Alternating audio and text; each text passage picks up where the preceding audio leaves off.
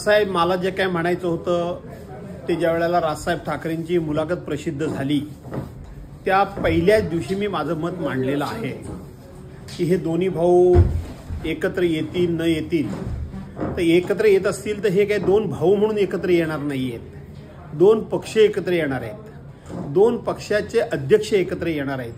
आणि म्हणून भाऊ म्हणून एकत्र येणं वेगळं आणि राजकारणामध्ये दोन पक्ष एकत्र येणं वेगळं. आणि म्हणून दोन पक्ष जर एकत्र येत असतील तर सर्व दूर सगळ्या गोष्टीची चर्चा करूनच हा निर्णय व्हावा, असं त्यावेळेलाही माझं मत होतं. आजही माझं मत तेच आहे. स्वाभाविक आहे, महाराष्ट्रातला जो मराठी माणूस म्हणून उद्धव बाळासाहेब ठाकरे यांच्या शिवसेनेच्या पाठीशी खंबीरपणे उभा राहील ते आमच्या दृष्टीने अत्यंत महत्त्वाचंच आहे. आज आमच्याबरोबर समजा उद्धव साहेब आणि राजसाहेब एकत्र आले, राष्ट्रवादी काँग्रेसने पाठिंबा दिला, अन्य पक्षांनी पाठिंबा दिला. शेवटी मराठी करता म्हणून जे कोण म्हणून सहकार्य करतील त्यांचं आम्ही स्वागतच करणार. आता हा शेवटी त्यात मी मगाशी म्हटल्याप्रमाणे या विषयावर भाष्य करण्याचा अधिकार मला नाही. मी त्या विषयावर फार भाष्य करू इच्छित नाही. माझ्या वैयक्तिक भावनांना कुठल्याही प्रकारचा त्याला काही महत्त्व नाही.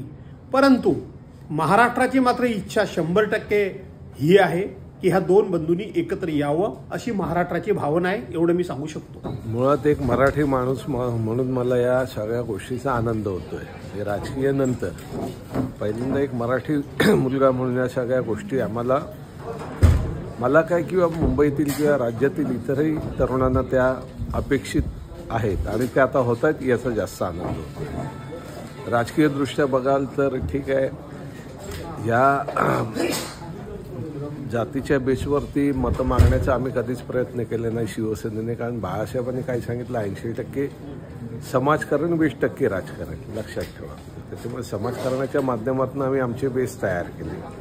बाळासाहेबांनी समाजकारणाच्या माध्यमातून कार्यकर्ते उभे केले. त्या कार्यकर्त्यांनी सामाजिक कार्यातून स्वतःची ताकद आणि पक्षाची ताकद वाढवली आणि तिथनं आम्ही मोठे झालो.